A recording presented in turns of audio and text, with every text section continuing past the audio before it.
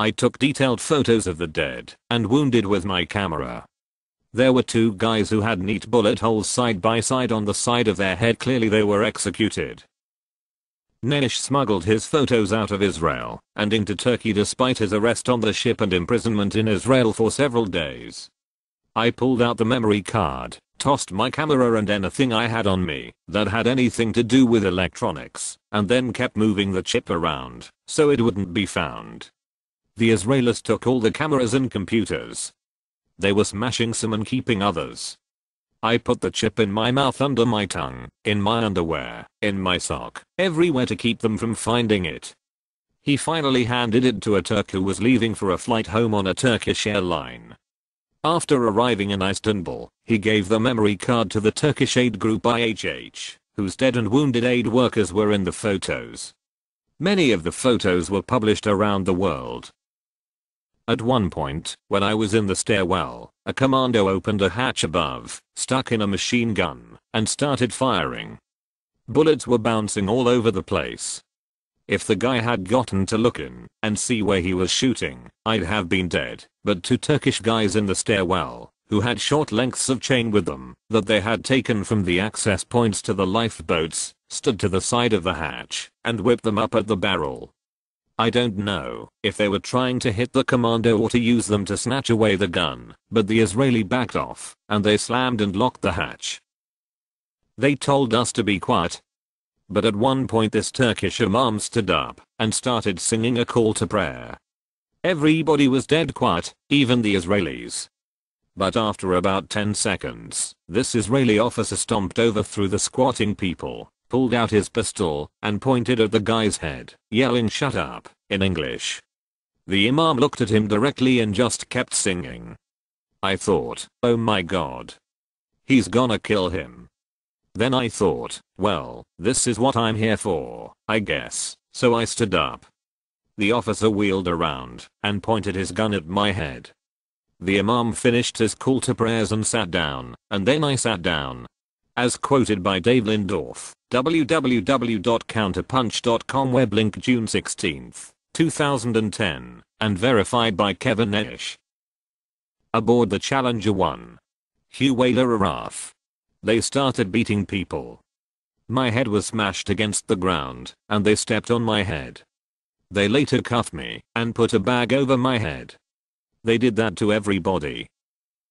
On custody, I asked them to at least give my personal belongings back to me, and they refused and forced me into a police van by pulling me up by my hair, my hands, and feet, and beating me in order to get me into the van. They drove me out of the port, stopped the car at some point, I'm not sure where, because I was a little bit disoriented after being punched in the face and the jaw, and then they just opened the door and threw me out of the van. I think I must have passed out for a little bit, because the next thing I knew there was a medic taking me into an ambulance. I was taken to a hospital and checked and released just a few hours later. Dr. Finton Lane. They stormed Challenger 1 as if they were confronting terrorists. A stun grenade was thrown toward me before they boarded as I went to shut the door to the back deck. Nonetheless, I got the door closed and we piled up some furniture, including a heavy table, to slow them down. The only violence used was that deployed by the commandos. They tasered an Australian photojournalist and shot a young woman in the face with a plastic bullet. Extreme violence was used. I was stomped on and had a gun pointed into my face by an agitated commando, shouting that he was going to shoot me. His behavior was so intense that for a moment I genuinely feared for my life. On treatment during custody, I would not cooperate with my illegal detention in the processing area in Ashdod. I refused to hand over my passport, so my arm was painfully twisted behind my back for a prolonged period. Ken O'Keefe, the Irish-American passenger, suffered a severe beating at the hands of security officials at Tel Aviv airport before boarding, and his injuries were so bad that he had to be hospitalized. Likewise, Fiacre Lewin from Ireland was beaten by a group of 10 to 20 Israeli soldiers. Aboard the Sfandoni, Jean Saint-Onge. commenting in reference to Israeli media's characterization of the takeover of the other boats, including the Sfindoni, which he was on, as rather routine and peaceful. This was not peaceful. I was kicked in the head. As the commandos jumped on the ship, we attempted to protect the wheelhouse and the captain. We were able to crowd the inside of the captain's quarters. I was unable to because I was trying to protect another part of the boat. By the time I got there I noticed that the captain was being pulled and hit. He sustained rather serious injuries. In the meantime, as I tried to get in I was thrown on the deck a couple times. One of my new friends whom I made on this trip, Almadi, a Libyan Arab living in Europe, was hit with the butt end of a rifle in his right eye. He fell to the deck. He was writhing in pain, trying to get away, but he was continually being kicked. When I saw that, I tried to help him. I was screaming leaving him alone. I kept getting pushed back. Finally, as I tried to get over to try to cover him, I was hit with something sharp, which I thought was a rifle. I was bleeding. And I was restrained with handcuffs. Aboard the Sofia, Henning Mankell, we saw these black rubber boats coming with masked commando soldiers. They climbed aboard. They were very aggressive. There was an older man in the crew. He was perhaps a little slow, and they shot him in the arm with an electric gun, which is very, very painful. They shot another man with rubber bullets. The soldiers checked the boat, and one soon returned saying they had found weapons. I have 24 witnesses to this. He showed me my razor, a one-use razor, and a box cutter he'd found in the kitchen. All my possessions were taken. They stole my camera, my telephone, even my socks. I think the Israeli military went out to commit murder. If they had wanted to stop us, they could have attacked our rudder and propeller. Instead they preferred to send masked commando soldiers to attack us. This was Israel's choice to do this.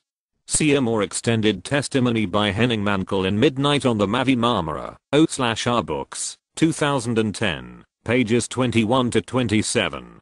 Aboard the Rachel Corrie. Mered Maguire. I accepted Free Gaza's invitation to go on what would be my third sailing on one of the Free Gaza boats.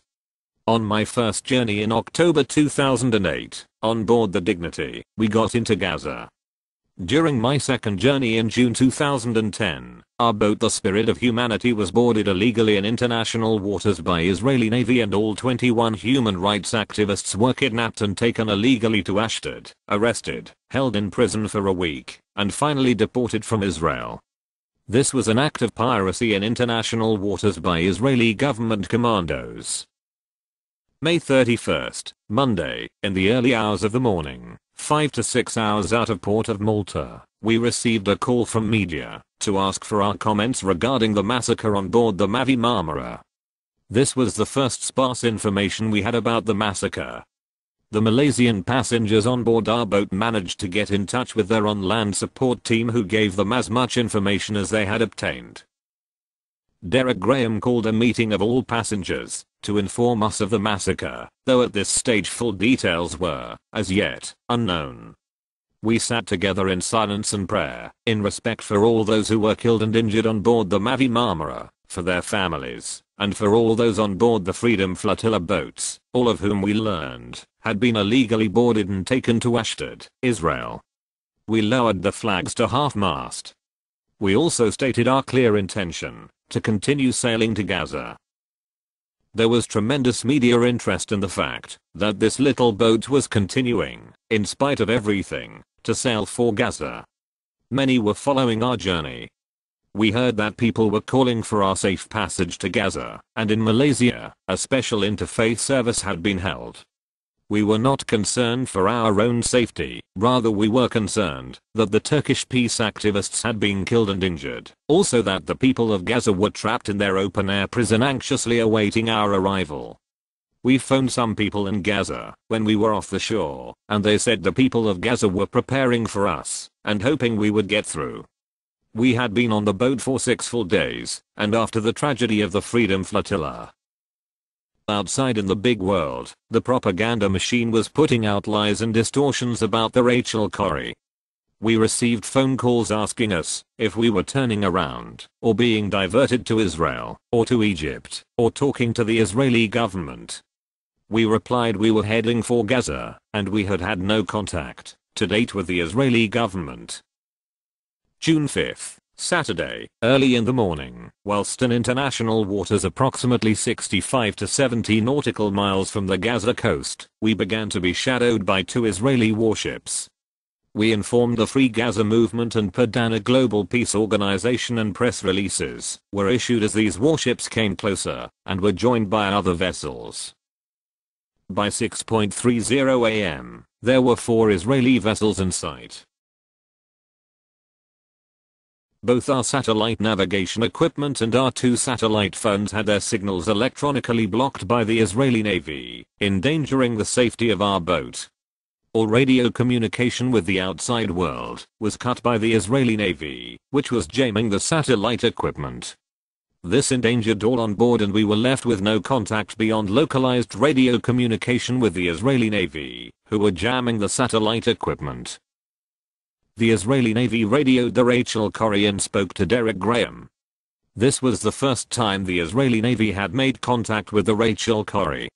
The Israeli Navy gave warning to Derek on Channel 16 and told him we had no permission to enter the port of Gaza as it was a closed Israeli military zone and to turn back.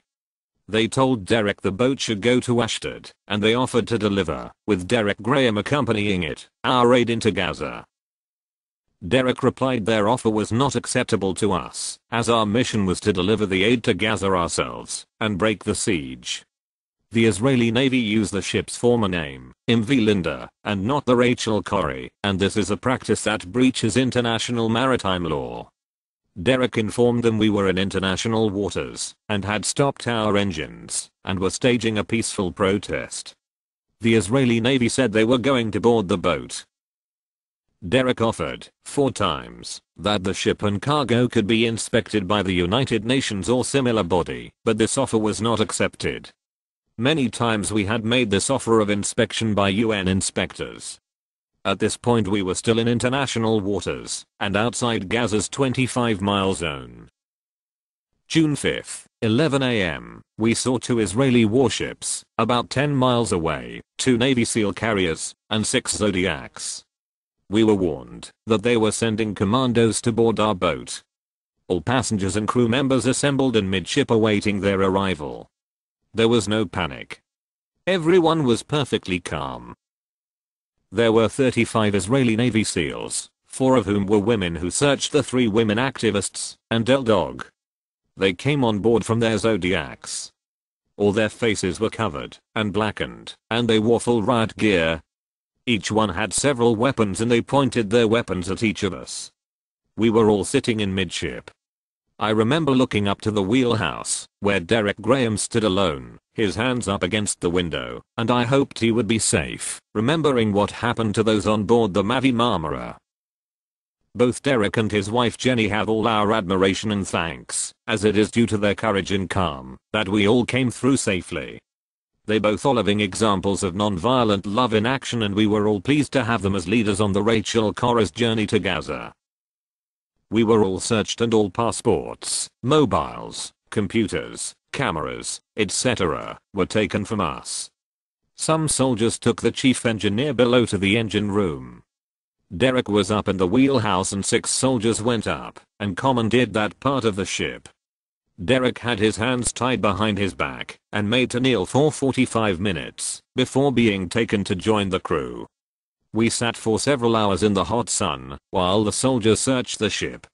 Eventually the passengers were taken below to the captain's office, where we sat for 3 hours during the sailing to Ashdod. We had nothing to eat, but we were allowed to drink water. There was no shouting, no violence, and everyone remained very calm and orderly. All the security tags were still intact on the cargo in the hatches when the Israeli soldiers went below to search the ship. Jenny Graham was commanded to accompany the soldiers around the ship to open locked cabins. The boat was then sailed to Ashdod port in Israel. As we sailed into the port we saw the Mavi Marmara Turkish boat and all the other Free Gaza boats docked. We descended the gangplank of the boat surrounded by Israeli soldiers and were taken off individually to be searched with our luggage. Jenny Graham was strip searched at Ashdod Port. We were then driven by bus to a processing center where we were each individually photographed, fingerprinted, and questioned by IAF. They asked me why we did not accept agreement made between Irish and Israeli government for the Rachel Corrie to divert to Ashdod and the aid to be taken to Gaza. They also wanted to know who were in charge on the other flotilla boats. I refused to answer any questions, saying I wanted a lawyer